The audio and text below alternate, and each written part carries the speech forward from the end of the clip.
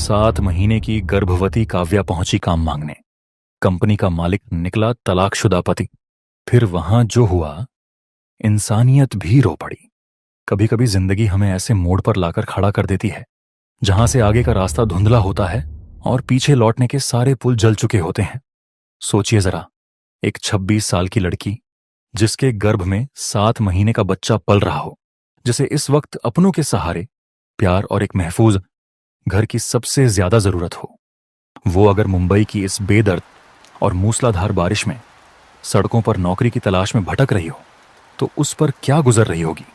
ये कहानी है काव्या की, एक ऐसी लड़की जो सिर्फ खूबसूरत ही नहीं बल्कि एक बेहद टैलेंटेड आर्किटेक्ट है। उसके डिजाइन्स में वो जादू है जो बेजान ईंट पत्थरों में भी जान डाल दे। लेकिन आज किस्मत ने उसके सारे हुनर को जैसे एक कोने में धकेल दिया था। काव्या के चेहरे पर एक अजीब सी थकान थी, लेकिन उसकी आंखों में हार नहीं थी। वो उन औरतों में से नहीं थी जो हालातों के आगे घुटने टेकती। उसके पेट में पल रही वो नन्ही जान, जो शायद दुनिया में आने से पहले ही अपनी मां का संघर्ष महसूस कर रही थी, वही काव्या की सबसे बड़ी ताकत थी।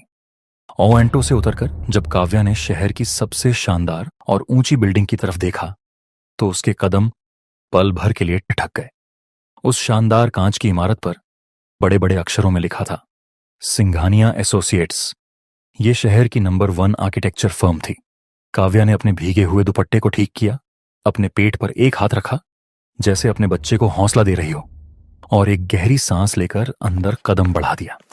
अंदर का नजारा किसी 5 स्टार होटल से कम नहीं था। सब लोग अपने अपने काम में व्यस्त थे। काव्या को देखकर कुछ लोगों की नजरें उसके उभरे हुए पेट पर गईं। कुछ की आंखों में तरस था तो कुछ में हैरानी। लेकिन काव्या ने किसी की तरफ नहीं देखा। वो सीधे रिसेप्शन पर गई। मुझे मुझे जॉब के लिए इंटरव्यू देना है। काव्या ने अपनी फाइल आगे बढ़ाते हुए कहा। उसकी आवाज में हल्की सी कंपन थी जिसे उसने बड़ी मुश्किल से छुपाया था। एचआर मैनेजर ने जैसे ही काव्या की फाइल खोली, उसके पन्ने पलटते ही उसकी आंखें फटी की फटी रह गईं। काव्या के बनाए हुए डिजाइन्स, उसके पुराने प्रोजेक्ट्स इतने शानदार थे कि एचआर को लगा जैसे कोई हीरा खुद चलकर उनके पास आ गया हो। उसने बिना कोई और सवाल किए सीधे अपने बॉस के केबिन की तरफ इशारा कर दिया। मैम, आपका पोर्टफोलियो ब्रिलियंट है। आपको सीधा हमारे एमडी सर से मिलना चाहिए। वो अंदर ही हैं। आप जा सकती हैं। काव्या ने एक बार फिर अपनी धड़कनों को काबू में किया।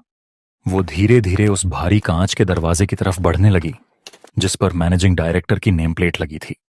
जैसे जैसे वो दरवाजे के करीब पहुंच रही थी, उसे एक अजीब सी बेचैनी महसूस होने लगी।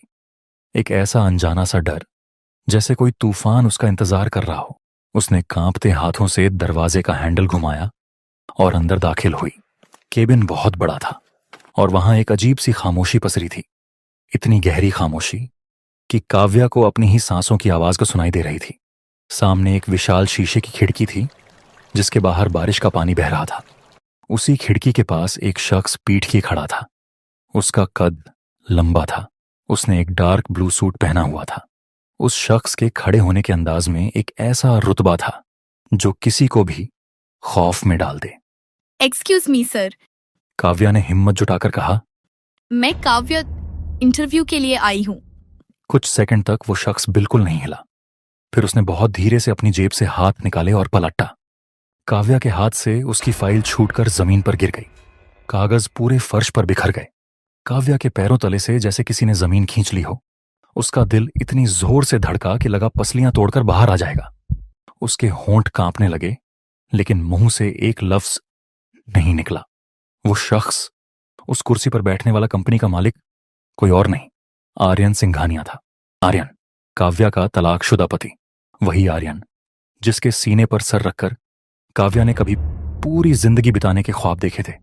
वही आर्यन जिसकी एक मुस्कान पर वो अपनी जान छिड़कती थी।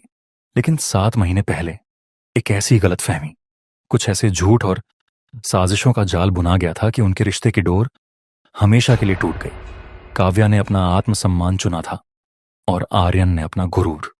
दोनों अलग हो गए थे, बिना मुड़कर देखे, बिना एक दूसरे का दर्द समझे। आर्यन के चेहरे के भाव भी देखने लायक थे।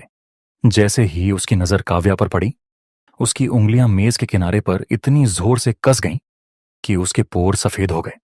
उसकी गहरी काली आंखों में एक पल के लिए हैरानी थी, दूसरे ही पल एक अजीब सी तड़प, और फिर उसकी नजर सीधे काव्या के पेट पर जाकर ठहर गई। 7 महीने। आर्यन के दिमाग में जैसे कोई घड़ी टिक टिक करने लगी। 7 महीने पहले ही तो उनका तलाक हुआ था और आज काव्या गर्भवती थी। इसका मतलब जब वो घर छोड़कर गई थी तब कमरे का तापमान जैसे अचानक शून्य से नीचे चला गया। दोनों के बीच चंद कदमों का फासला था, लेकिन लग रहा था जैसे सदियों की दूरी हो। कोई कुछ नहीं बोल रहा था, अल्फाजों की जरूरत ही नहीं थी। दोनों की आंखें एक दूसरे से चीख चीख कर सवाल कर रही थीं। काव्या की आंखों में शिकायत थी कि तुमने मुझे क्यों नहीं समझा, और आर्यन की आंखों में एक धधकता हुआ सवाल था कि इतनी बड़ी बात मुझसे क्यों छुपाई। तभी अचानक दरवाजे को जोर से धक्का लगा और कोई बिना इजाजत के केबिन में दाखिल हुआ। वो रिया थी, रिया, जो आर्यन की बिजनेस पार्टनर थी। बेहद खूबसूरत, स्मार्ट, लेकिन उतनी ही चालाक। उसके महंगे परफ्यूम की खुशबू से पूरा केबिन भर गया। रिया की नजरें हमेशा आर्यन पर ही रहती थीं। काव्या और आर्यन के रिश्ते में जो जहर घुला था, उसमें कहीं ना कहीं रिया की बहुत बड़ी भूमिका थी। आर्यन, तुम यहाँ क्या कर रहे हो? क्लाइंट्स कब से बोर्ड रूम में? बोलते बोलते रिया अचानक रुक गई। उसकी नजर सामने खड़ी काव्या पर पड़ी। पल भर के लिए रिया के चेहरे पर हवाइयां उड़ गईं। उसे यकीन नहीं हुआ कि काव्या वापस लौट आई है। लेकिन फिर जब उसने काव्या की हालत देखी, उसके सादे कपड़े, उसका बिखरा हुआ हुलिया और उसका उभरा हुआ पेट, तो रिया के होठों पर एक बहुत ही जहरीली मुस्कान तैर गई। Oh my God! रिया ने आर्यन के बिल्कुल करीब जाते हुए उसने जानबूझकर अपना हाथ आर्यन के कंधे पर रखा। मैं तो अपनी आंखों पर यकीन ही नहीं कर पा रही हूँ। काव्या, तुम इस हालत में यहाँ? रिया की आवाज में हमदर्दी कम और ताना ज्यादा था। क्या हुआ काव्या? पैसे खत्म हो गए या दुनिया की ठोकरें खाकर अक्ल ठिकाने आ गई, जो अब इस हालत में अपना पेट पालने के लिए, मेरा मतलब है अपने बच्चे का पेट पालने के लिए अपने उसी एक्स हस्बैंड के पास नौकरी की भीख मांगने आ गई, जिसे तुमने इतनी नफरत से छोड़ दिया था? रिया के हर लफ्ज तीर की तरह काव्या के सीने में चुभ रहे थे। काव्या ने धीरे से अपनी आंखें बंद कीं। एक पल के लिए उसे लगा कि वो वहीं जमीन पर गिर पड़ेगी, लेकिन अगले ही पल जब उसने अपनी आंखें खोली तो उनमें कोई दर्द, कोई लाचारी नहीं थी। वहां सिर्फ और सिर्फ काव्या का वो गुरूर था, वो आत्मसम्मान था जिसने उसे आज तक जिंदा रखा था। काव्या ने नीचे झुकी और अपनी फाइल के बिखरे हुए पन्ने समेटे। उसने आर्यन की तरफ एक बार भी नहीं देखा। मैं यहाँ किसी के एक्स हस्बैंड से भीख मांगने नहीं आई थी। काव्या की आवाज इतनी शांत और दृढ़ थी कि रिया की मुस्कान गायब हो गई। मैं शहर की सबसे बड़ी आर्किटेक्चर फर्म में अपने टैलेंट के दम पर काम मांगने आई थी, लेकिन मुझे नहीं पता था कि इतनी बड़ी कंपनी को चलाने वालों की सोच आज भी इतनी छोटी है। मुझे ये नौकरी नहीं चाहिए। काव्या घूमी और दरवाजे की तरफ बढ़ने लगी। उसका हर कदम इस बात का सबूत था कि हालात चाहे कितने भी बुरे क्यों ना हो, वो झुकने वाली नहीं थी। रुक जाओ काव्या! आर्यन की आवाज केबिन में गूंज उठी। ये आवाज इतनी भारी और कड़क थी कि रिया भी एक पल के लिए सहम गई। काव्या के कदम दरवाजे के पास ही रुक गए। उसने मुड़कर नहीं देखा। आर्यन अपनी जगह से धीरे धीरे चलकर आगे आया। उसकी नजरें सिर्फ और सिर्फ काव्या की पीठ पर टिकी। उसने बिना रिया की तरफ देखे अपना इंटरकॉम का बटन दबाया। निछार! आर्यन की आवाज में एक अजीब सा हुक्म था। मिस काव्या को इसी वक्त हेड आर्किटेक्ट की पोजीशन पर अपॉइंट किया जाए। इनका अपॉइंटमेंट लेटर अगले 5 मिनट में मेरी टेबल पर होना चाहिए। और हाँ, आर्यन ने एक पल का पॉज लिया। आज से काव्या सिर्फ मुझे रिपोर्ट करेंगी, किसी और को नहीं। रिया के पैरों तले जमीन खिसक गई। आर्यन, तुम पागल हो गए हो? ये तुम क्या कर रहे हो? रिया ने बौखला कर कहा। आर्यन ने एक बेहद ठंडी नजर से रिया को देखा, जिसे देखकर रिया की बोलती बंद हो गई। आर्यन चलते हुए काव्या के बिल्कुल पीछे आकर खड़ा हो गया। दोनों के बीच मुश्किल से कुछ इंच का फासला था। आर्यन ने अपनी आवाज को इतना धीमा कर लिया कि सिर्फ काव्या ही सुन सके। तुमने बहुत आसानी से मुझे अपनी जिंदगी से निकाल फेंका था ना काव्या, बिना मेरी सुने, बिना मुझे कुछ बताए। लेकिन मैं तुम्हें इतनी आसानी से जाने नहीं दूंगा। कल सुबह ठीक 9 बजे तुम मुझे मेरी डेस्क पर रिपोर्ट करोगी, और अगर तुमने ये नौकरी ठुकराने की कोशिश की तो याद रखना, इस पूरे शहर में कोई भी कंपनी तुम्हें काम नहीं देगी। ये आर्यन सिंघानिया का वादा है। काव्या ने धीरे से मुड़कर आर्यन को देखा। उन दोनों की नजरें एक बार फिर टकराईं, लेकिन इस बार आर्यन की आंखों में नफरत नहीं थी, बल्कि एक ऐसी अजीब सी इज्जत थी। एक ऐसा दर्द था जिसे काव्या भी नहीं समझ पाई। काव्या बिना एक भी शब्द कहे वहां से बाहर निकल गई। अगले दिन काव्या ने अपनी नई डेस्क पर काम शुरू कर दिया था। पूरा ऑफिस इस बात से हैरान था कि बॉस ने सीधे एक नई लड़की को, वो भी इस हालत में, हेड आर्किटेक्ट कैसे बना दिया। रिया तो जैसे गुस्से से पागल हो रही थी। वो अपने केबिन में बैठी काव्या को बर्बाद करने के नए प्लान सोच रही थी। दोपहर के करीब 3 बज रहे थे। काव्या एक डिजाइन पर काम कर रही थी कि तभी पियोन उसके पास आया। मैम, बॉस ने आपको अपने केबिन में बुलाया है, तुरंत। काव्या के हाथों की गति रुक गई। उसने एक गहरी सांस ली और आर्यन के केबिन की तरफ बढ़ गई। उसने दरवाजा खटखटाया और अंदर गई। आर्यन अपनी कुर्सी पर बैठा किसी फाइल को देख रहा था। जैसे ही काव्या अंदर आई, आर्यन अपनी कुर्सी से उठा। वो सीधे दरवाजे के पास, और काव्या के कुछ समझ पाने से पहले ही आर्यन ने केबिन का दरवाजा अंदर से लॉक कर दिया। काव्या घबराकर पीछे हटी। ये आप क्या कर रहे हैं सर? दरवाजा क्यों? आर्यन धीरे धीरे उसके करीब आने लगा। उसकी आंखों में एक ऐसा तूफान था जो अब फूटने वाला था। वो काव्या के इतना करीब आ गया कि काव्या को दीवार से सटना पड़ा। मारियन ने अपना हाथ उठाया और काव्या के चेहरे के पास दीवार पर टिका दिया। उसने काव्या की आंखों में सीधा देखते हुए एक ऐसी आवाज में सवाल किया जिसने काव्या की रूह तक को कंपा दिया। 7 महीने काव्या, आर्यन की आवाज़ में एक खतरनाक खामोशी थी। हम दोनों 7 महीने पहले अलग हुए थे और आज तुम 7 महीने की प्रेग्नेंट हो। आर्यन ने अपना चेहरा काव्या के चेहरे के बिल्कुल करीब लाते हुए फुसफुसाकर कहा, सच सच बताना काव्या, मेरे पीठ पीछे तुमने ये कौन सा खेल खेला है? ये बच्चा किसका है? काव्या की सांसें वहीं अटक गईं। उसके दिमाग ने काम करना बंद कर दिया। क्या जवाब देगी काव्या आर्यन को? केबिन के उस बंद दरवाजे के पीछे हवा जैसे जम सी गई थी। खामोशी इतनी गहरी थी कि काव्या को आर्यन के सीने में धड़कते दिल की आवाज भी साफ सुनाई दे रही थी। आर्यन का वो खौफनाक सवाल, ये बच्चा किसका है, किसी तेज धार वाले खंजर की तरह काव्या के रूह के आर पार हो गया था। काव्या ने धीरे से अपनी पलकें उठाईं। आज आर्यन हमेशा वाले उस सलीकेदार कॉर्पोरेट लुक में नहीं था। उसने एक गहरी काले रंग की शर्ट पहनी हुई थी जिसके ऊपर के 2 बटन खुले थे, और कंधों पर एक डार्क ट्रेंच कोट किसी खूंखार माफिया डॉन की तरह डाल रखा था। उसका वो रुतबा, उसकी वो गहरी और खतरनाक आंखें किसी को भी खौफ से भर देने के लिए काफी थी। लेकिन काव्या आज इस खौफ से बहुत आगे निकल चुकी थी। काव्या ने आज एक बेहद सादा सा लेकिन खूबसूरत सफेद रंग का लिबास पहना था। वो सफेद रंग जैसे उसकी बेदाग सच्चाई और उसकी पवित्रता का खामोश गवाह बन रहा था। उसने आर्यन की उन सुलगती हुई आंखों में बिना पलक झपकाए देखा। उसकी आंखों से एक आंसू छलक कर उसके सफेद लिबास पर आ गिरा, लेकिन उसकी आवाज में एक ऐसी धार थी जिसने आर्यन के वजूद को झकझोर कर रख दिया। जिस रिश्ते में 7 फेरों के बाद भी ये सवाल पूछने की नौबत आ जाए आर्यन। काव्या की आवाज धीमी थी लेकिन उसमें सदियों की पीड़ा छिपी थी। वहाँ जवाब देना मैं अपनी तौहीन समझती हूँ। रही बात इस बच्चे की, तो ये मेरा गुरूर है, मेरी जिंदगी है, और मेरी जिंदगी में अब आपके लिए कोई जगह नहीं है। काव्या ने आर्यन के सीने पर अपने दोनों हाथ रखे और उसे पीछे धकेल दिया। आर्यन, जो अपनी ताकत और अपने रुतबे के लिए पूरे शहर में मशहूर था, काव्या के उस एक कमजोर से धक्के से जैसे कई कदम पीछे खिसक गया। उसके हाथ से दरवाजे का हैंडल छूट गया। काव्या ने लॉक खोला और बिना पीछे मुड़े उस केबिन से बाहर निकल गई। आर्यन वहीं बुत बनकर खड़ा रह गया। काव्या के वो लफ्ज उसके कानों में बार बार गूंज रहे थे। 7 महीने पहले का वो मनहूस दिन आर्यन की आंखों के सामने घूमने लगा।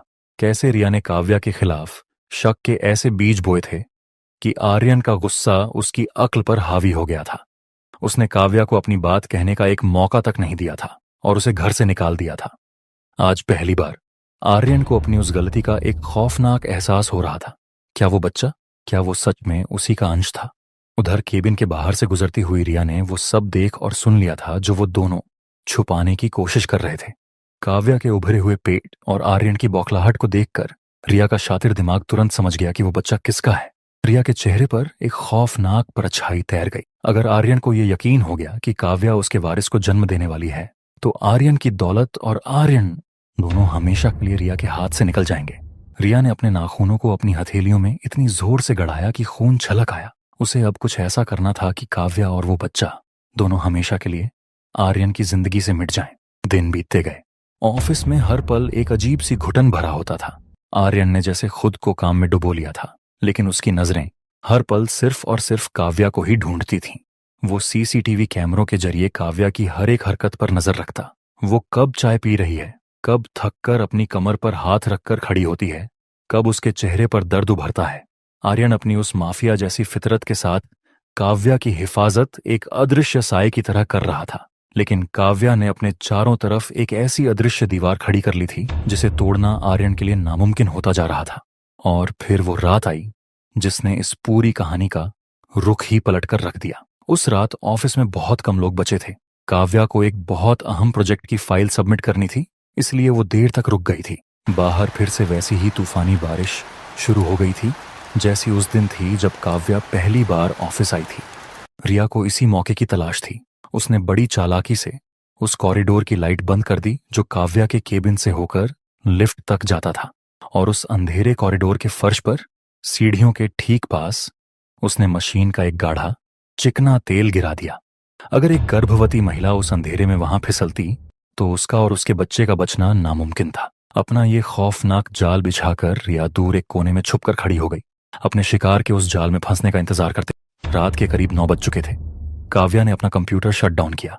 उसकी पीठ में एक मीठा मीठा सा दर्द उठ रहा था। उसने गहरी सांस ली, अपने सफेद लिबास को ठीक किया और अपना बैग कंधे पर लटकाकर केबिन से बाहर निकली। कॉरिडोर में घुप अंधेरा देखकर वो थोड़ी ठिठकी, लेकिन फिर मोबाइल की फ्लैशलाइट ऑन करके वो धीरे धीरे लिफ्ट की तरफ बढ़ने लगी। उसी वक्त आर्यन, जो अपनी गाड़ी की चाबी लेकर ऑफिस से निकलने ही वाला था, उसकी नजर अचानक अपने फोन की स्क्रीन पर पड़ी जिस पर ऑफिस के सीसीटीवी का लाइव फुटेज चल रहा था। एक फुटेज में उसने काव्या को अंधेरे कॉरिडोर में चलते हुए देखा, लेकिन आर्यन की पारखी और तेज निगाहों ने अगले ही कैमरे के फुटेज में कुछ ऐसा देखा जिससे उसके पैरों तले जमीन खिसक गई। रिया वो सीढ़ियों के पास छुपकर खड़ी थी और वहां फर्श पर कुछ अजीब सा चमक रहा था। आर्यन के दिमाग में जैसे खतरे की घंटियां बजने लगीं। उसे समझते देर नहीं लगी कि वहां क्या होने वाला है। उसका दिल एक पल के लिए जैसे धड़कना भूल गया। फोन उसके हाथ से गिरकर चकनाचूर हो गया और वो पागलों की तरह 10वीं मंजिल की सीढ़ियों की तरफ भागा। काव्या धीरे धीरे आगे बढ़ रही थी। उसका ध्यान अपने पेट पर था। जैसे ही वो सीढ़ियों के पास पहुंची, उसका पैर उस चिकने तेल पर पड़ा। एक चीख काव्या के गले में ही घुट कर रह गई। उसका पैर पूरी तरह से फिसल चुका था और उसका शरीर पीछे की तरफ उन गहरी सीढ़ियों की तरफ गिरने लगा। काव्या ने अपने पेट को दोनों हाथों से जकड़ लिया और अपनी आंखें कसकर बंद कर लीं। उसे लगा कि सब खत्म हो गया। उसका बच्चा, उसकी जिंदगी, सब कुछ उस अंधेरे में डूबने वाला है। लेकिन वो जमीन पर नहीं गिरी। गिरने से ठीक 1 सेकंड पहले किसी के मजबूत और चौड़े हाथों ने उसे हवा में ही जकड़ लिया। एक ऐसा स्पर्श जिसे काव्या की रूह पहचानती थी। वो आर्यन था। उसकी सांसें धौंकने की तरह चल रही थीं और उसने काव्या को अपनी बाहों में इतनी जोर से भींच रखा था जैसे अगर वो छोड़ देगा तो काव्या हमेशा के लिए हवा में कहीं गायब हो जाएगी। काव्या ने कांपते हुए अपनी आंखें खोलीं। आर्यन का चेहरा पसीने से भीगा हुआ था और उसकी उन खौफनाक गहरी आंखों में आज पहली बार आंसू छलक रहे थे। काव्या को कुछ समझ नहीं आ रहा था। तभी अंधेरे को चीरती हुई ऑफिस की सारी लाइट्स एक झटके में जल उठी। सामने रिया खड़ी थी जिसके चेहरे का रंग पूरी तरह उड़ चुका था। आर्यन ने काव्या को धीरे से सीधा खड़ा किया और उसे अपने पीछे छुपा लिया, जैसे कोई खूंखार शेर अपनी शेरनी और अपने शावक को दुनिया की नजरों से बचा रहा हो। आर्यन जब पलटा तो उसकी आंखों में मौत का खौफ नाच रहा था। उसका वो डार्क ओवरकोट हवा में लहराया और वो धीरे धीरे रिया की तरफ बढ़ा। तुम्हारी हिम्मत कैसे हुई? आर्यन की आवाज इतनी खौफनाक और ठंडी थी कि पूरा कॉरिडोर कांप उठा। रिया पीछे हटने लगी। आर्यन, मेरी बात सुनो। वो तो बस एक हादसा। चुप! आर्यन की दहाड़ से वहां के शीशे भी थर्रा गए। उसने अपनी जेब से एक पेन ड्राइव निकाली और उसे रिया के मुंह पर फेंक कर मारा। 7 महीने लगे मुझे इस सच तक पहुंचने में रिया। जिस दिन तुमने काव्या पर इल्जाम लगाए थे उसी दिन मुझे शक हो गया था। मैं 7 महीनों से तुम्हारे हर एक झूठ, तुम्हारे उन सारे नकली सबूतों की जांच कर रहा था जो तुमने काव्या को मुझसे दूर करने के लिए रचे थे। मुझे लगा था कि तुम सिर्फ मेरी दौलत चाहती हो, लेकिन तुम तो एक कातिल निकली। काव्या, जो आर्यन के पीछे खड़ी सब सुन रही थी, उसके आंसुओं का बांध टूट गया। आर्यन ने कभी उस पर शक नहीं किया था। वो इतने महीनों से सिर्फ सच की तलाश कर रहा था। रिया वहीं घुटनों के बल गिर पड़ी। आर्यन प्लीज, मैंने ये सब सिर्फ तुम्हें पाने के लिए किया था। मैं तुमसे प्यार करती हूँ। प्यार। आर्यन के होंठों पर एक बहुत ही खौफनाक मुस्कान आ गई, जो इस बात का सबूत थी कि अब रिया की जिंदगी तबाह होने वाली है। तुमने मेरी जान, मेरी काव्या और मेरे बच्चे को मारने की कोशिश की है।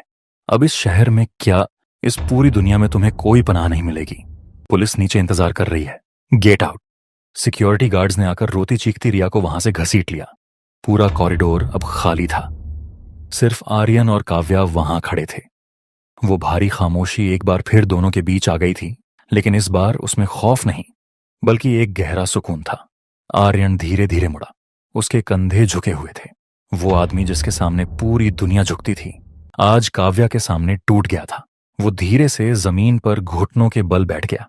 उसने अपने कांपते हुए हाथों से काव्या के पेट को, अपने उस आने वाले बच्चे को छुआ और अपना सिर काव्या के पेट पर टिका दिया। मुझे माफ कर दो काव्या। आर्यन फूट फूट कर रो रहा था। उसकी वो आंसुओं से भीगी आवाज सीधे काव्या के दिल को चीर रही थी। मैं एक बुरा पति था। मैं तुम्हें उस साजिश से बचा नहीं सका। जिस दिन तुम घर छोड़कर गई, उसी दिन मुझे तुम्हारे डॉक्टर का लेटर मिला था। मुझे पता था कि तुम मेरे बच्चे की मां बनने वाली हो, लेकिन मैं उस वक्त उन झूठे सबूतों की गुत्थी सुलझाने में इतना उलझ गया था कि मैंने तुम्हें जाने दिया। मैंने सोचा मैं सच सामने लाकर तुम्हें वापस लाऊंगा, लेकिन मैं बहुत देर हो गया। मुझे माफ कर दो। काव्या के सफेद लिबास पर अब आर्यन के आंसू गिर रहे थे।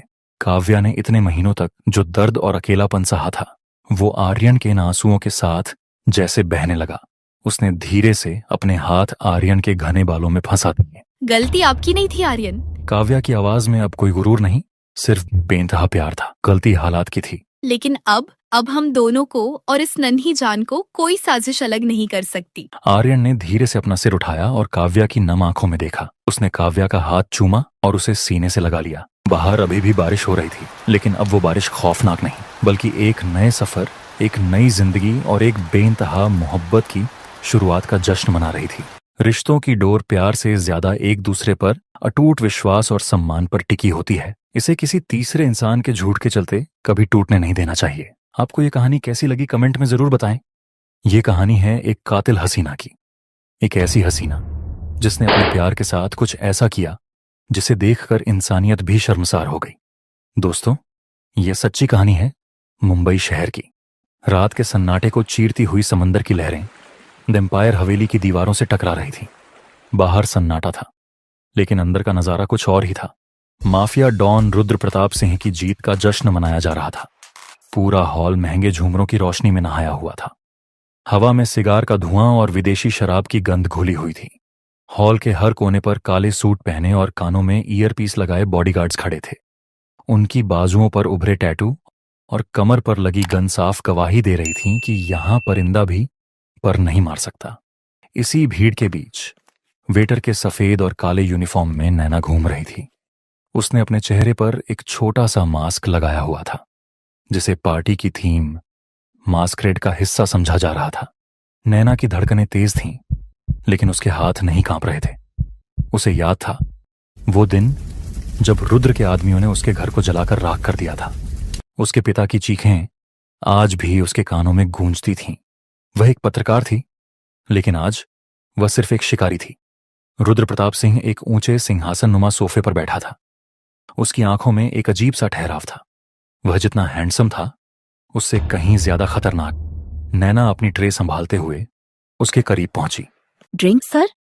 नैना ने अपनी आवाज को थोड़ा भारी और धीमा करते हुए पूछा। रुद्र ने अपना सिर धीरे से उठाया। उसकी गहरी भूरी आंखें सीधे नैना की आंखों में धंस गईं। एक पल के लिए नैना को लगा जैसे उसने उसे पहचान लिया हो। रुद्र ने हाथ बढ़ाकर वाइन का गिलास उठाया। उसकी उंगलियां नैना की उंगलियों से हल्की सी छुईं। ऐसा होते ही नैना के शरीर में नफरत की एक लहर दौड़ गई। रुद्र ने गिलास होंठों से लगाया और एक घूंट भरा। जैसे ही उसकी नजरें थोड़ी झुकीं, नैना ने ट्रे के नीचे छिपी अपनी साइलेंसर लगी पिस्तौल बाहर निकाली। रुद्र प्रताप सिंह, आज तुम्हारे पापों का गड्ढा भर गया। नैना की आवाज में बरसों का दर्द और गुस्सा था। धाय धाय 2 गोलियां सीधे रुद्र के सीने के दाहिने हिस्से में लगीं। सफेद शर्ट पर खून का फव्वारा छूटा और वह झटके से पीछे की ओर गिरा। संगीत अचानक बंद हो गया। हर तरफ चीख पुकार मच गई। रुद्र भाई को गोली लगी। गार्ड्स चिल्लाने लगे। इससे पहले कि कोई उसे पकड़ पाता, नैना ने एक स्मोक ग्रेनेड फर्श पर पटका। घना सफेद धुआं पूरे हॉल में फैल गया। नैना को रास्ता पता था। वह अंधेरे का फायदा उठाकर पिछले रास्ते से जंगल की ओर भाग निकली। पीछे मुड़कर देखने की हिम्मत उसमें नहीं थी। बस एक ही सुकून था, रुद्र मर चुका होगा। लेकिन जमीन पर पड़े रुद्र के चेहरे पर एक अजीब सी डरावनी मुस्कान थी। उसने धुएं में ओझल होती उस परछाई को देखा और बुदबुदाया, तुम लौट आई मेरी छोटी शिकारी। वक्त बिता और 6 महीने गुजर गए। नैना को लगा कि अब सब ठीक है। उसने अपनी पहचान बदल ली थी और एक बड़े न्यूज चैनल में सीनियर क्राइम रिपोर्टर बन गई थी। उसे पक्का यकीन था कि रुद्र अब इतिहास बन चुका है, क्योंकि उस रात के बाद किसी ने उसे नहीं देखा था। एक शाम उसे सिटी गिल्ड की तरफ से आयोजित एक हाई प्रोफाइल चैरिटी बॉल को कवर करने के लिए भेजा गया। नैना ने गहरे नीले रंग की शिफॉन साड़ी पहनी थी, जो उसकी सादगी और खूबसूरती को और निखार रही थी। वह अपने कैमरामैन के साथ हॉल में दाखिल हुई। पार्टी में शहर के बड़े बड़े बिजनेसमैन और नेता मौजूद थे। अचानक हॉल की मुख्य लाइटें बंद हो गईं। सस्पेंस भरा संगीत बजने लगा। होस्ट ने माइक संभाला, देवियों और सज्जनों, हमारे आज के मुख्य अतिथि और इस शहर के बेताज बादशाह मिस्टर रुद्र प्रताप सिंह। नैना के हाथ से उसका नोटपैड नीचे गिर गया। जैसे ही हॉल के दरवाजे खुले, रुद्र प्रताप सिंह पूरे टशन के साथ अंदर दाखिल हुआ। वह ब्लैक कलर का 3 पीस सूट पहने था। उसके चलने के अंदाज में वही पुरानी ठसक थी। उसके चेहरे पर ठीक दाईं तरफ एक छोटा सा निशान था, जो नैना की दी हुई सौगात थी। नैना की रूह कांप गई। यह कैसे हो सकता है? मैंने खुद उसे गोली मारी थी। वह पीछे हटने लगी, लेकिन भीड़ इतनी ज्यादा थी कि वह कहीं जा नहीं पा रही थी। रुद्र की नजरें भीड़ में किसी को ढूंढ रही थी और फिर उसकी नजरें नैना पर आकर ठहर गईं। उसने नैना को देखकर एक धीमी जानलेवा मुस्कान दी। वह उसकी तरफ बढ़ने लगा। नैना पसीने से तरबतर हो गई और घबराहट में बालकनी की तरफ भागी। वह बस वहां से निकलना चाहती थी। बालकनी में पहुंचकर उसने ठंडी हवा में गहरी सांस ली। नहीं, यह सपना है। वह मर चुका है। तभी 2 मजबूत और ठंडे हाथों ने पीछे से उसकी कमर को जकड़ लिया और इसी के साथ एक रुमाल उसके मुंह पर दबा दिया गया। क्लोरोफॉर्म की तेज महक उसके फेफड़ों में उतरी और नैना की आंखों के सामने अंधेरा छा गया। आखिरी चीज जो उसने सुनी वह एक भारी आवाज थी, इतनी जल्दी पीछा नहीं छूटेगा नैना। नैना की जब नींद खुली तो उसे सर में तेज दर्द महसूस हुआ। उसने आंखें खोलीं और पाया कि वह एक बेहद आलीशान राजा महाराजाओं जैसे कमरे में एक किंग साइज बेड पर लेटी है। कमरे की खिड़कियां पूरी तरह कांच की थीं, जिनसे बाहर समंदर की लहरें साफ दिख रही थीं। वह उठने की कोशिश कर ही रही थी कि दरवाजा खुला और रुद्र अंदर आया। उसके हाथ में कॉफी के 2 मग थे। वह इतना शांत दिख रहा था जैसे कुछ हुआ ही ना हो। तुम पागल हो। तुमने मुझे किडनैप किया है। पुलिस तुम्हें छोड़ेगी नहीं। नैना चिल्लाई और बेड के पास रखा एक भारी क्रिस्टल का फूलदान उठाकर उसकी तरफ दे मारा। रुद्र ने पलक झपकते ही उसे एक हाथ से पकड़ लिया। पुलिस?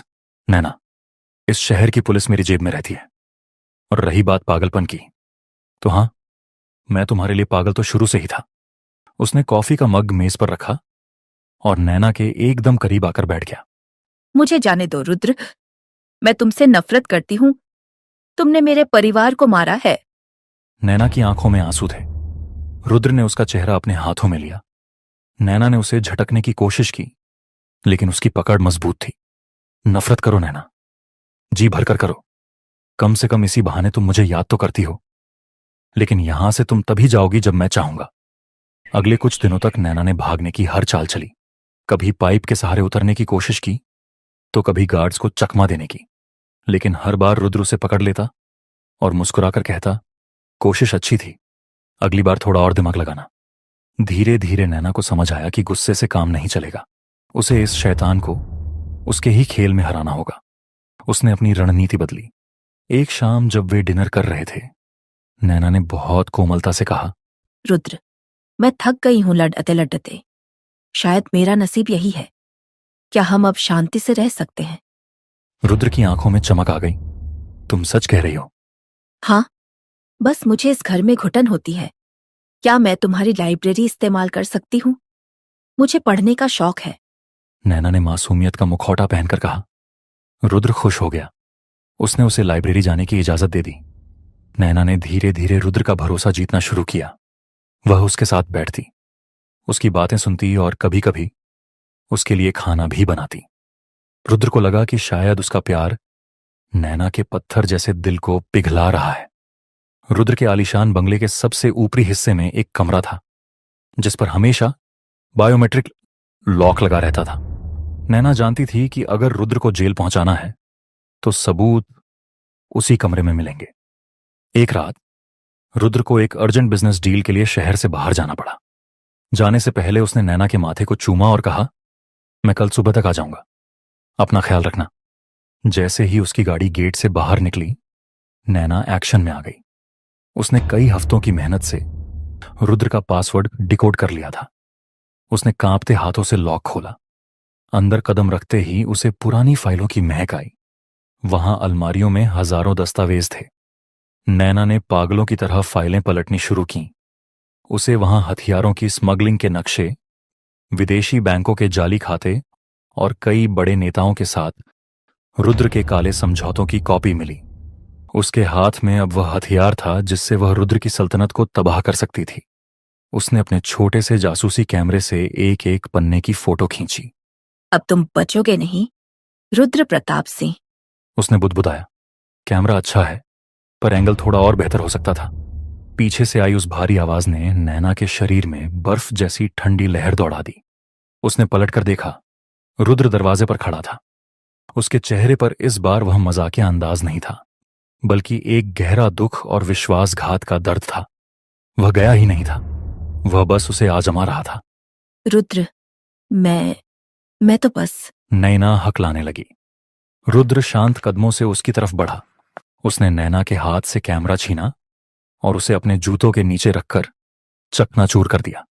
मैंने सोचा था कि तुम बदल गई हो। मैंने सोचा कि शायद तुम मुझे समझने लगी हो, लेकिन तुम आज भी वही हो, एक पत्रकार जो सिर्फ हेडलाइंस ढूंढ रही है। मैं हेडलाइंस नहीं, इंसाफ ढूंढ रही हूं। नैना चिल्लाई। तुमने मेरे माँ बाप को छीना है मुझसे। तुम एक दरिंदे हो। रुद्र ने उसे बाहों से पकड़कर दीवार से सटा दिया। उसकी सांसें नैना के चेहरे पर महसूस हो रही। दरिंदा? अगर मैं दरिंदा होता तो जिस दिन तुमने मुझे पहली गोली मारी थी उसी दिन तुम्हारी लाश समंदर में तैर रही होती। मैं तुम्हें यहां सजा देने के लिए नहीं लाया था नैना, मैं तुम्हें तुम्हारी असलियत बताने लाया था। क्या असलियत? कि तुम एक खूनी हो? रुद्र की आंखों में आंसू आ गए। नहीं, ये कि तुम मेरी मंगेतर हो। हमारे पिता बचपन के दोस्त थे। उस हादसे में तुम्हारी याददाश्त चली गई, लेकिन मुझे सब याद है। मैं तुम्हें उस आग से बचाकर लाया था। नैना सन्न रह गई। उसे कुछ याद नहीं आ रहा था। झूठ। तुम झूठ बोल रहे हो। रुद्र ने उसे छोड़ दिया और कमरे से बाहर निकल गया। उसने दरवाजा बाहर से लॉक कर दिया। शायद तुम अभी सच सुनने के लिए तैयार नहीं हो, लेकिन कल रात की पार्टी के बाद सब बदल जाएगा। अगली शाम हवेली को किसी दुल्हन की तरह सजाया गया था। शहर के तमाम वीआईपी मेहमान वहां मौजूद थे। रुद्र ने नैना के लिए एक डिजाइनर लाल जोड़ा भेजा था। नैना ने उसे पहना क्योंकि वह जानती थी कि यही उसका आखिरी मौका है। पार्टी के बीच में रुद्र ने स्टेज पर आकर माइक संभाला। आज एक बहुत खास रात है। आज मैं अपनी अधूरी कहानी पूरी करने जा रहा हूं। उसने नैना का हाथ पकड़ा और उसे स्टेज के बीचों बीच ले आया। रोशनी सीधे उन दोनों पर थी। रुद्र अपने घुटनों पर बैठ गया। उसने एक बहुत ही कीमती और पुरानी अंगूठी निकाली। नैना, ये वही अंगूठी है जो हमारे बचपन में हमारे माँ बाप ने तय की थी। क्या तुम पुरानी कड़वाहट भूलकर मेरे साथ एक नई शुरुआत करोगी? क्या तुम मेरी पत्नी बनोगी? भीड़ में तालियों की गूंज उठी। लोग हाँ कहो चिल्लाने लगे। नैना ने रुद्र की आंखों में देखा। वहां एक पल के लिए उसे वह मासूम लड़का दिखा जिसकी वह बात कर रहा था। उसका दिल डगमगाया, लेकिन तभी उसके जहन में जलते हुए घर की तस्वीर आ गई। रुद्र। नैना ने मुस्कुराकर उसका हाथ थाम लिया। रुद्र की आंखों में खुशी के आंसू आ गए। वह जैसे ही उसे अंगूठी पहनाने के लिए झुका, नैना ने अपनी कमर में छिपा रखी रुद्र की ही दूसरी पिस्तौल निकाली, जो उसने आज सुबह उसके ऑफिस से चुराई थी। तुम्हारी कहानी आज खत्म होगी रुद्र। गोली इस बार सीधे रुद्र के दिल के पास लगी। रुद्र के चेहरे पर अचरज नहीं था, बस एक गहरा दर्द था। वह स्टेज से लड़खड़ाता हुआ नीचे गिरा। पार्टी में भगदड़ मच गई। नैना ने अपनी योजना के अनुसार धुएं का बम फेंका और अफरा तफरी का फायदा उठाकर वहां से भाग निकली। जब वह बाउंड्री वॉल फांदकर बाहर निकली तो दूर से एम्बुलेंस और पुलिस की सायरन की आवाजें आ रही। नैना भागती रही जब तक कि उसके पैर जवाब नहीं दे गए। वह एक पेड़ के नीचे बैठकर जोर जोर से रोने लगी। उसे लगा था कि रुद्र को मारकर उसे चैन मिलेगा, लेकिन उसके सीने में उठने वाला दर्द गोली के जख्म से भी ज्यादा गहरा था। क्या रुद्र सच बोल रहा था? क्या उसने अपने ही प्यार का खून कर दिया था? ये सवाल उसे खाए जा रहे थे। अब ये ही सवाल नैना के दिमाग में घर कर गया और वो लगातार रोए जा रही थी। क्या नैना ने जो किया वह सही है? क्या रुद्र जो कह रहा था वह सच है? अगर हां तो नैना को कुछ याद क्यों नहीं? यह कहानी है एक कातिल हसीना की। एक ऐसी हसीना जिसने अपने प्यार के साथ कुछ ऐसा किया जिसे देखकर इंसानियत भी शर्मसार हो गई। अब आगे नैना अब शहर की उन सुनसान सड़कों पर पागलों की तरह दौड़ रही थी जहां रोशनी कम और खौफ ज्यादा था। उसके महंगे सैंडल कीचड़ में कहीं पीछे छूट गए थे, लेकिन उसे अपने नंगे पैरों के कटने या चुभने का कोई एहसास नहीं था। उसे बस भागना था उस सच से जो उसे निगलने के लिए पीछे आ रहा था। अचानक काले आसमान का सीना चीरकर बिजली कड़की और मूसलाधार बारिश शुरू हो गई। कुदरत जैसे उस खूनी खेल पर अपनी गवाही दे रही हो जिसे नैना ने अंजाम दिया था। वह एक पुरानी जर्जर हो चुकी इमारत के पीछे जाकर रुकी। उसकी सांसें किसी थके हुए जानवर की तरह उखड़ रही थीं। उसने दीवार के सहारे घुटनों के बल बैठकर अपनी कांपती हथेलियों को देखा।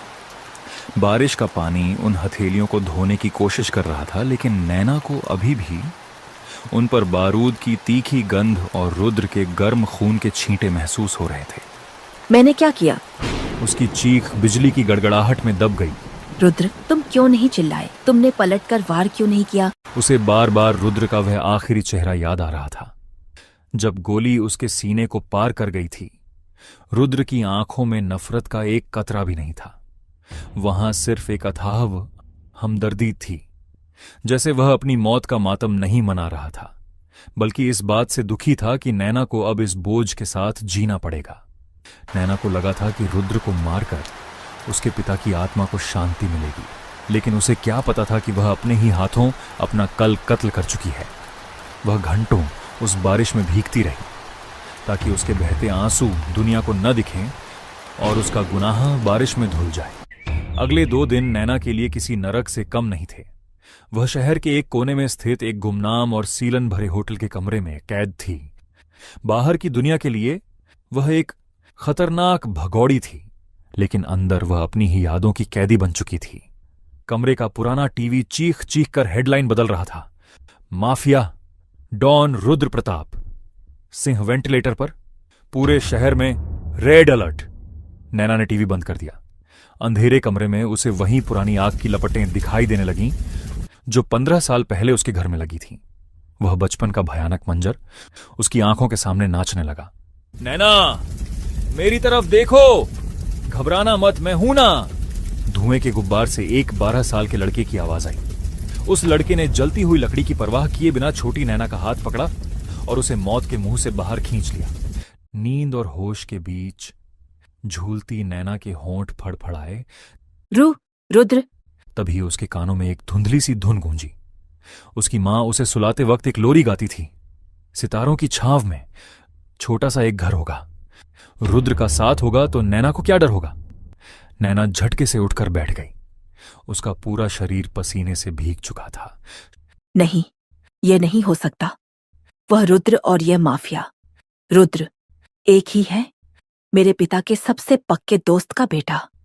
शक का जो बीज 2 दिन पहले पनपा था, अब वह एक वट वृक्ष बन चुका था। जिस इंसान को वह सालों से अपनी नफरत की आग में जलाना चाहती थी, क्या वही उसका बचपन का रक्षक था? सच्चाई जानने की तड़प अब मौत के डर से बड़ी हो गई थी। तीसरे दिन की सुबह नैना ने अपना वेश बदला, एक चश्मा लगाया और स्कार्फ से चेहरा ढंक कर वापस द एम्पायर हवेली की ओर चल पड़ी। वह जानती थी कि वहां पुलिस का पहरा होगा, लेकिन उसने अपनी पत्रकारिता के दौरान उस हवेली के उन गुप्त रास्तों का नक्शा अपने दिमाग में छाप लिया था। हवेली के अंदर एक कब्रिस्तान जैसी शांति थी। नैना दबे पांव रुद्र के उस प्राइवेट स्टडी रूम में पहुंची जहां बाहरी दुनिया का प्रवेश वर्जित था। उसने अलमारियों को खंगाला, गुप्त दराजें खोलीं। तभी एक लकड़ी की अलमारी के पीछे उसे एक पुराना नक्काशीदार संदूक मिला। कांपते हाथों से उसने संदूक खोला। अंदर कोई सोना चांदी नहीं था, बल्कि कुछ सूखे हुए गुलाब, मिट्टी के पुराने खिलौने और एक फटी हुई गुलाबी फ्रॉक थी। वही फ्रॉक जो नैना ने उस आग वाली रात पहनी थी। उसने एक पुरानी धुंधली तस्वीर उठाई। उसमें दो बच्चे एक दूसरे का हाथ कसकर थामे मुस्कुरा रहे थे। तस्वीर के पीछे नीली स्याही से लिखा था, मेरी छोटी नैना के लिए, जिसे मैं दुनिया की हर आग से बचाऊंगा, तुम्हारा रुद्र। 14 अगस्त 2010। तभी उसे रुद्र की एक निजी डायरी मिली। उसके पन्ने पलटते ही नैना के पैरों तले जमीन खिसक गई। आज नैना ने मुझ पर हमला किया। उसकी आंखों में मेरे लिए जहर था। वह मुझे अपने पिता का कातिल समझती है। उसे कैसे बताऊं कि उस रात मेरे पिता ने उसके पिता को बचाने के लिए अपनी जान दे दी थी। हमलावर मेरे सगे चाचा के भेजे हुए गुंडे थे। मैं आज माफिया बना हूं ताकि उन भेड़ियों को खत्म कर सकूं जिन्होंने हमारा बचपन छीन लिया। अगर नैना की नफरत मुझे मारकर शांत होती है तो मैं खुशी खुशी अपनी जान दे दूंगा। कम से कम मरते वक्त उसकी सूरत तो मेरे सामने होगी। डायरी नैना के हाथ से छूट गई।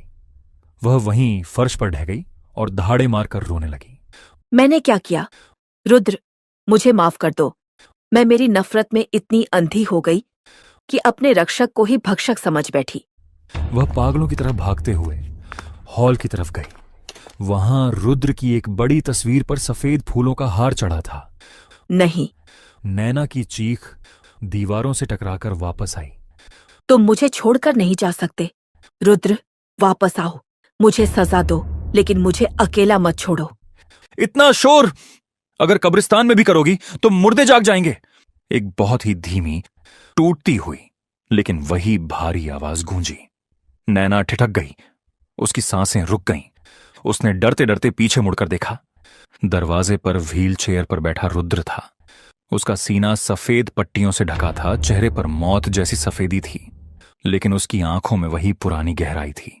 विक्रम, रुद्र का वफादार साथी जो व्हील चेयर पकड़े खड़ा था, उसने अपनी गन निकाल ली। साहब, इस औरत ने आपकी जान लेने की कोशिश की है। इसे मैं अभी खत्म कर देता हूं। विक्रम, हाथ नीचे करो, रुद्र ने खांसते हुए कहा। उसके मुंह से खून की एक बूंद निकली। यह मेरी नैना है। इसे दर्द पहुंचाने का हक सिर्फ मुझे है। नैना दौड़कर उसके पैरों के पास गिर गई। वह उसके घुटनों पर सिर रखकर बिलखने लगी। रुद्र, तुम जिंदा हो, भगवान का शुक्र है। मुझे मार डालो रुद्र। मैंने तुम्हें गोली मारी। मैंने अपने प्यार पर वार किया। रुद्र ने अपने कांपते हाथ को धीरे से ऊपर उठाया और नैना के सर पर रखा। उसकी उंगलियां नैना के बालों में उलझ गईं। गोली तो सिर्फ मांस को चीरती है नैना, लेकिन तुम्हारी नफरत ने मेरी रूह को छलनी किया था। वो दर्द ज्यादा था। नैना ने उसका हाथ थामकर अपने चेहरे से सटा लिया। मुझे एक मौका दो रुद्र, बस एक। मैं तुम्हारी नफरत की आग को अपने आंसुओं से बुझा दूंगी। रुद्र की आंखों में एक पल के लिए नमी आई, लेकिन फिर उसने अपना चेहरा सख्त कर लिया। मौका? तुमने एक पत्रकार बनकर मेरा फैसला सुनाया। बचपन की उस दोस्ती पर एक पल भरोसा नहीं किया। विक्रम, इसे बाहर ले जाओ। मुझे अब नींद आ रही है, शायद आखिरी नींद। अगला एक महीना हवेली के लिए किसी कठिन तपस्या जैसा था। रुद्र ने नैना को रहने की इजाजत तो दे दी, लेकिन उसने उससे बात करना पूरी तरह बंद कर दिया। नैना सुबह 4 बजे उठती, रुद्र के लिए काढ़ा बनाती, उसकी पट्टियां साफ करने में नर्स की मदद करती। वह अक्सर कमरे के बाहर ठंडी जमीन पर सो जाती, ताकि अगर रात में रुद्र को पानी की जरूरत हो तो वह हाजिर रह सके। रुद्र उसे देखता, कभी गुस्से से तो कभी बेबसी से। वह खाना फेंक देता, दवाइयां लेने से मना कर देता, लेकिन नैना बिना एक शब्द कहे सब सहती रही। एक रात जब पूरा शहर सो रहा था और समंदर की लहरें शोर मचा रही थीं, रुद्र अपनी बालकनी पर अकेला बैठा था। नैना उसके लिए गर्म कॉफी और शॉल लेकर आई। तुमने अभी तक हार नहीं मानी? रुद्र ने बिना पीछे मुड़े पूछा। हारना तो मैंने तब सीखा था जब तुम्हें गोली मारी थी। नैना ने उसके पास खड़े होकर कहा। रुद्र, मैं जानती हूं कि मेरा गुनाह माफी के काबिल नहीं है, लेकिन क्या तुम्हें याद है बचपन में जब मेरे पैर में कांटा चुभता था तो तुम भी रोने लगते थे? आज मेरे पूरे वजूद में पछतावे के कांटे चुभे हैं। क्या तुम्हें दर्द नहीं होता? रुद्र धीरे से मुड़ा। उसकी आंखों में वह बर्फ अब पिघल रही थी। दर्द तो तब भी होता था नैना, जब तुम मुझे कातिल कहती थी। मैंने ये सारा काला साम्राज्य सिर्फ तुम्हें ढूंढने के लिए खड़ा किया था, और जब तुम मिली तो कातिल बनकर। नैना ने उसका हाथ पकड़कर अपने दिल पर रखा। इस दिल को पूछो, इसमें नफरत की एक बूंद भी बची है क्या? मैं तुम्हारी गुनहगार हूं, तुम्हारी दासी हूं, बस तुम्हारी हूं। रुद्र ने उसे खींचकर अपने आगोश में ले लिया। नैना ने अपना चेहरा उसके जख्मी सीने पर छिपा लिया। रुद्र ने उसकी जुल्फों को चूमते हुए कहा, फिर कभी मेरी नजरों से दूर मत जाना, वरना यह धड़कन सच में रुक जाएगी। रुद्र ने फैसला किया कि वह अब अंधेरे की दुनिया में नहीं रहेगा। नैना की मदद से उसने अपने खिलाफ चल रहे सभी केसों में गवाही दी और उन असली गुनहगारों, अपने चाचा और साथियों को सलाखों के पीछे पहुंचाया। चूंकि उसने आत्मसमर्पण किया था और सरकारी गवाह बना था, कानून ने उसे एक नई जिंदगी शुरू करने का मौका दिया। 1 महीने बाद एद एम्पायर हवेली किसी अंधेरे किले जैसी नहीं, बल्कि स्वर्ग जैसी सजी थी। हर तरफ गेंदे और मोगरे के फूलों की खुशबू थी। कोई हथियारबंद गार्ड नहीं था, बस पुराने वफादार लोग थे जो अपने मालिक की खुशी में शामिल थे। नैना सुर्ख लाल सिल्क के जोड़े में मंडप की ओर बढ़ी। रुद्र सफेद शेरवानी में खड़ा उसे ऐसे देख रहा था जैसे उसे यकीन ही ना हो कि उसका बचपन का सपना आज सच हो रहा है। पंडित जी ने मंत्र पढ़े। जब रुद्र ने नैना की मांग में सिंदूर भरा तो नैना ने अपनी आंखें बंद कर लीं। उसे लगा जैसे उसकी मां स्वर्ग से उसे आशीर्वाद दे रही हो। सिंदूर की वो लाल रेखा सिर्फ एक रस्म नहीं थी, वह नैना के माथे पर लगा कलंक धो रही थी। अब तुम एक पूर्व माफिया की पत्नी हो, रुद्र ने फेरों के दौरान धीमे से मजाक किया। नैना ने उसका हाथ और कसकर थाम लिया। और तुम एक ऐसी जिद्दी पत्रकार के पति हो जो तुम्हारी हर गलती की ताउम्र रिपोर्टिंग करती रहेगी। शादी की रस्में पूरी होने के बाद दोनों हवेली की सबसे ऊंची बालकनी पर खड़े थे। सामने समंदर की लहरें चांदनी सी चमक रही थीं। रुद्र ने अपना हाथ नैना की कमर के चारों ओर फैलाया और उसे अपने करीब खींच लिया। नैना, कल से हम एक नया सफर शुरू करेंगे। कोई अपराध नहीं, कोई डर नहीं। हम उन बच्चों के लिए एक आश्रम बनाएंगे जिन्होंने हमारी तरह अपना बचपन खोया है। नैना ने सिर उठाकर रुद्र की आंखों में देखा। उन आंखों में अब सुकून था। हमारा बचपन जल गया था रुद्र, लेकिन हमारी कहानी अब शुरू हुई है, और इस कहानी में अब कोई आखिरी गोली नहीं होगी, सिर्फ आखिरी सांस तक का साथ होगा। रुद्र ने झुककर नैना के होठों को अपनी मोहब्बत की मोहर से सील कर दिया। आसमान में आतिशबाजी होने लगी और समंदर की लहरें जैसे इस मिलन की गवाह बन गईं। नफरत हार चुकी थी, इंतकाम खत्म हो चुका था। अब सिर्फ 2 रूहें थीं जो एक दूसरे में समा चुकी थीं। आपको ये कहानी कैसी लगी कमेंट में जरूर बताएं। दुनिया में कुछ कहानियां ऐसी होती हैं जो शुरू तो बहुत ही खूबसूरत मोड़ पर होती हैं, लेकिन उनका सफर कांटों से भरा होता है। दोस्तों, ये सच्ची कहानी है रोहन और श्रेया की। रोहन, जिसकी आंखों में आसमान छूने के सपने थे लेकिन जेब में चंद सिक्के, और श्रेया जो किसी गुलाब की तरह खूबसूरत थी लेकिन जिसकी ख्वाहिशें उस गुलाब के कांटों से भी ज्यादा तीखी थीं। उनके प्यार की शुरुआत कॉलेज के उन सुनहरे दिनों में हुई थी जब दुनिया की फिक्र नहीं होती। रोहन श्रेया के लिए कुछ भी कर गुजरने को तैयार रहता था। बारिश में एक ही छतरी के नीचे मीलों पैदल चलना, नुक्कड़ की टपरी पर एक कप चाय को आधा आधा बांट कर पीना और घंटों एक दूसरे की आंखों में देखकर भविष्य के सपने बुनना। उनका प्यार बिल्कुल सच्चा और निस्वार्थ लगता था। श्रेया अक्सर रोहन के कंधे पर सिर रखकर कहती थी, रोहन, मुझे तुम्हारे सिवा इस दुनिया में कुछ नहीं चाहिए, बस तुम हमेशा मेरे साथ रहना। और रोहन तो जैसे अपनी पूरी दुनिया श्रेया के कदमों में रख चुका था। उसने श्रेया से वादा किया था कि वो एक दिन बहुत बड़ा आदमी बनेगा ताकि श्रेया को दुनिया की हर खुशी दे सके। लेकिन कहते हैं ना कि प्यार से पेट नहीं भरता। जब कॉलेज खत्म हुआ और असली जिंदगी शुरू हुई तो हकीकत के थपेड़ों ने उनके सपनों के महल को हिलाकर रख दिया। रोहन को एक छोटी सी कंपनी में मामूली सी नौकरी मिली। उसकी तनख्वाह इतनी कम थी कि महीने के अंत तक उनके पास जरूरत का सामान खरीदने तक के पैसे नहीं बचते थे। शुरुआत में श्रेया ने हालात से समझौता किया, लेकिन धीरे धीरे उसकी सहन शक्ति जवाब देने लगी। जब वह अपनी सहेलियों को बड़ी बड़ी गाड़ियों में घूमते, महंगे रेस्तरां में खाते और डिजाइनर कपड़े पहनते देखती, तो उसके अंदर एक हीन भावना पैदा होने लगती। उसे लगने लगा कि रोहन के साथ उसका भविष्य अंधकार में है। घर में अब प्यार भरी बातों की जगह झगड़ों ने ले ली थी। तुम कब तक इस 15,000 की नौकरी में सड़ते रहोगे रोहन? देखो मेरी दोस्तों को, उनके पति उन्हें हर साल विदेश घुमाने ले जाते हैं और एक तुम हो जो मुझे शहर के बाहर भी नहीं ले जा सके। श्रेया की आवाज में अब प्यार नहीं बल्कि ताने होते थे। रोहन चुपचाप सब सुनता रहता। वह दिन रात मेहनत कर रहा था, ओवरटाइम करता, पार्ट टाइम काम ढूंढता ताकि श्रेया के चेहरे पर मुस्कान ला सके। वह उसके सामने हाथ जोड़कर कहता, श्रेया बस थोड़ा सा वक्त और दे दो, मैं सब ठीक कर दूंगा, मुझ पर भरोसा रखो। लेकिन श्रेया का भरोसा टूट चुका था। उसे प्यार नहीं, लग्जरी चाहिए थी। उसे एक ऐसा जीवन चाहिए था जहां उसे कीमत का टैग न देखना पड़े। और फिर वो काला दिन आ ही गया। वो सर्दियों की एक सर्द शाम थी। रोहन जब थका हारा घर लौटा तो उसने देखा कि श्रेया अपना सामान पैक कर रही है। कमरे में एक अजीब सा सन्नाटा था, जो किसी तूफान के आने से पहले होता है। ये सब क्या है श्रेया? तुम कहाँ जा रही हो? रोहन की आवाज कांप रही थी। श्रेया ने बिना उसकी तरफ देखे ठंडी आवाज में कहा, मैं तुम्हें छोड़कर जा रही हूँ रोहन, हमेशा के लिए। मैं इस गरीबी और घुटन में अपनी जवानी बर्बाद नहीं कर सकती। मुझे एक अच्छी जिंदगी चाहिए जो तुम मुझे कभी नहीं दे सकते। रोहन के पैरों तले जमीन खिसक गई।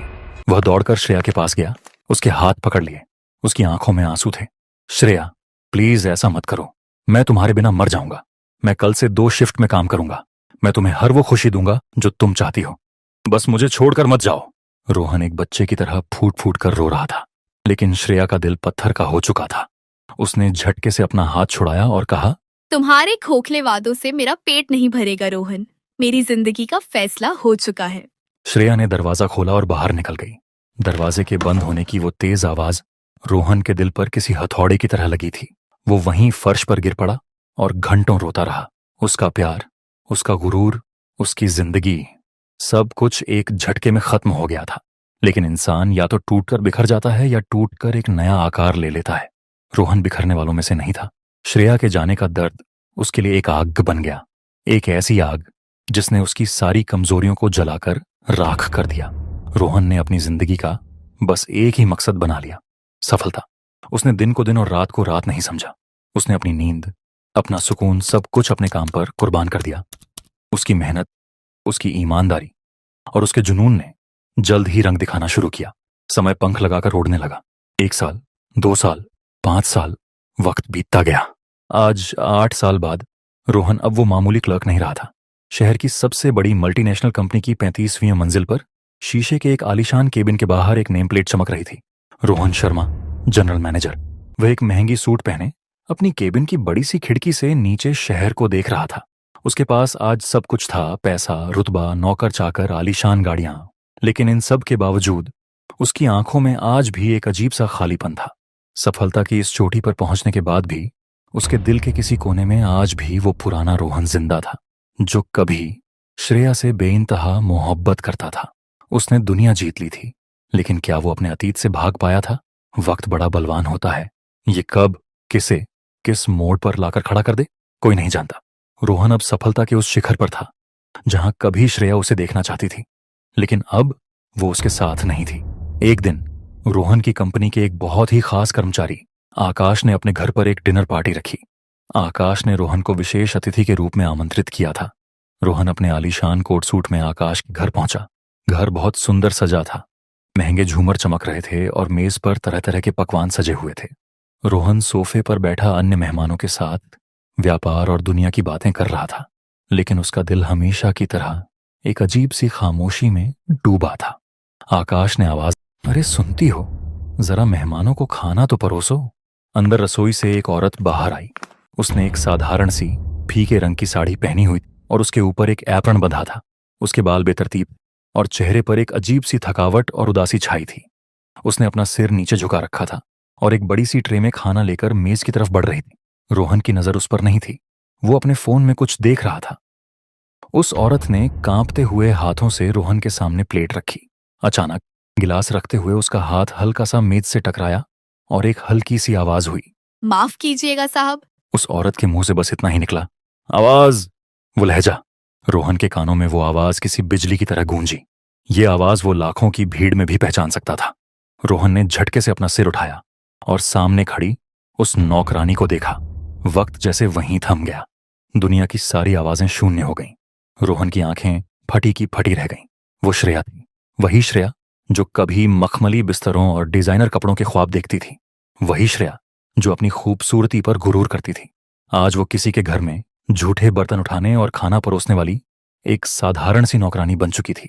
जब श्रेया ने ऊपर देखा और रोहन की आंखों से आंखें मिलीं, तो उसके हाथों से ट्रे छूटते छूटते बची।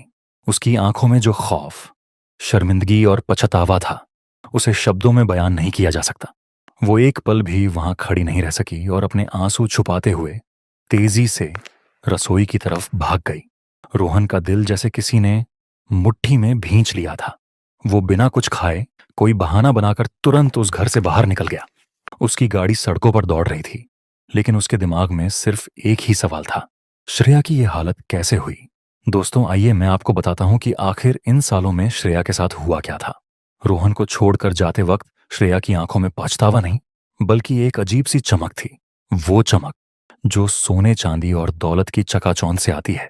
उसने रोहन को सिर्फ इसलिए नहीं छोड़ा था कि वो गरीब था, बल्कि इसलिए छोड़ा था क्योंकि उसकी जिंदगी में विक्रम आ चुका था। विक्रम, शहर का एक जाना माना रईसाजादा, जिसके पास दौलत की कोई कमी नहीं थी। विक्रम ने श्रेया की खूबसूरती देखकर उस पर पैसों की बारिश कर दी थी। महंगी गाड़ियों की सवारी, बड़े बड़े होटलों में डिनर और हीरे के गहनों ने श्रेया की आंखों पर ऐसा पर्दा डाला कि उसे रोहन का सच्चा प्यार एक बोझ लगने लगा था। श्रेया ने रोहन से तलाक लिया और विक्रम से शादी कर ली थी। शुरुआत के कुछ महीने तो श्रेया को लगा जैसे वह स्वर्ग में आ गई है।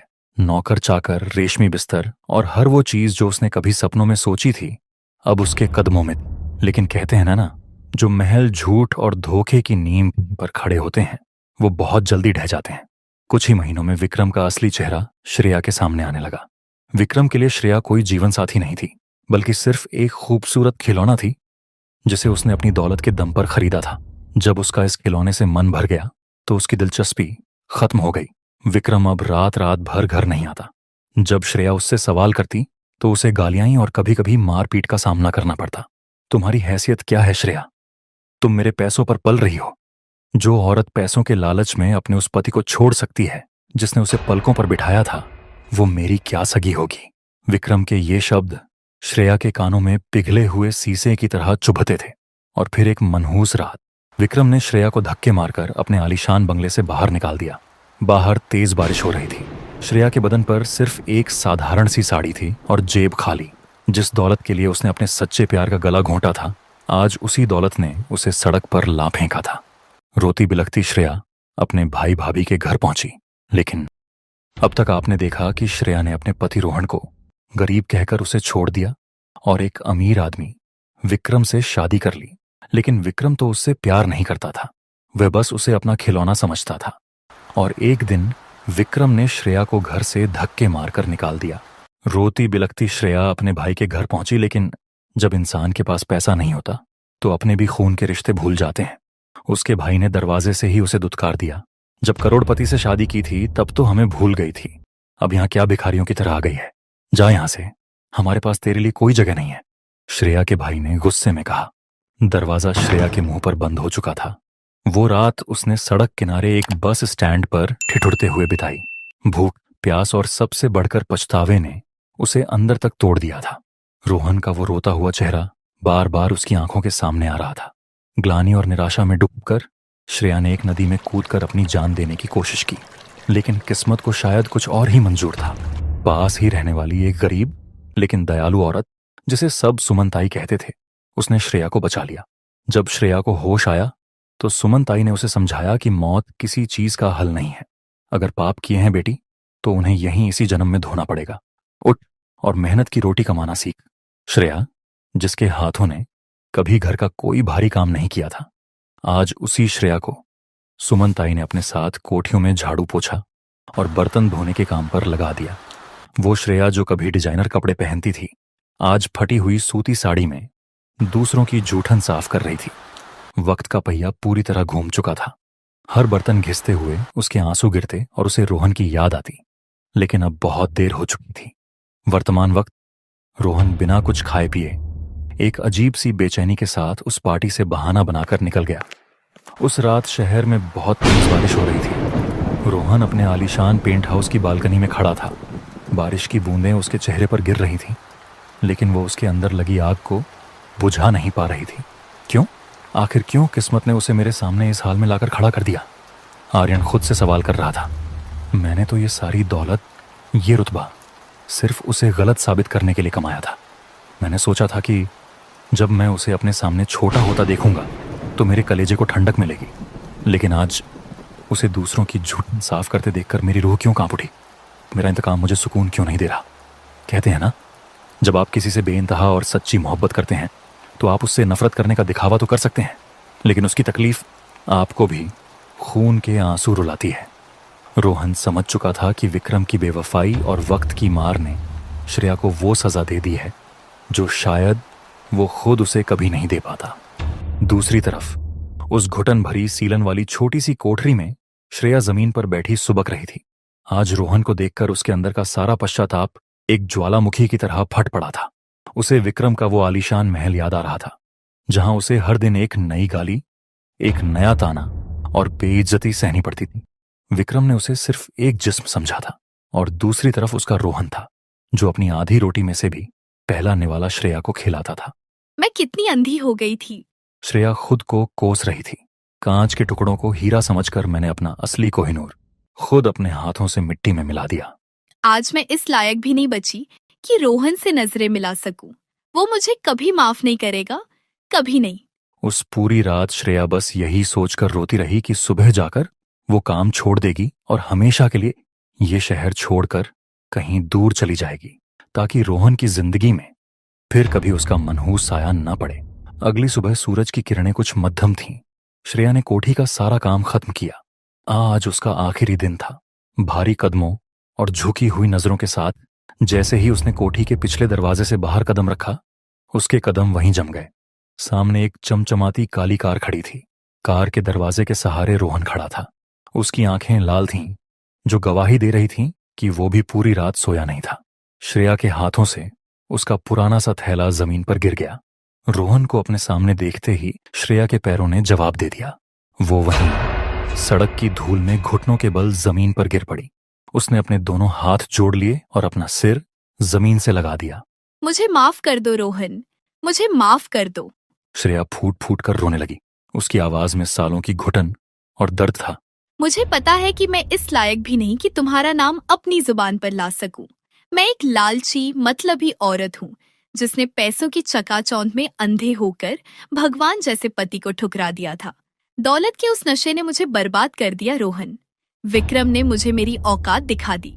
उसने मुझे एक कचरे की तरह इस्तेमाल किया और सड़क पर फेंक दिया। श्रेया की सांसें उखड़ रही थीं।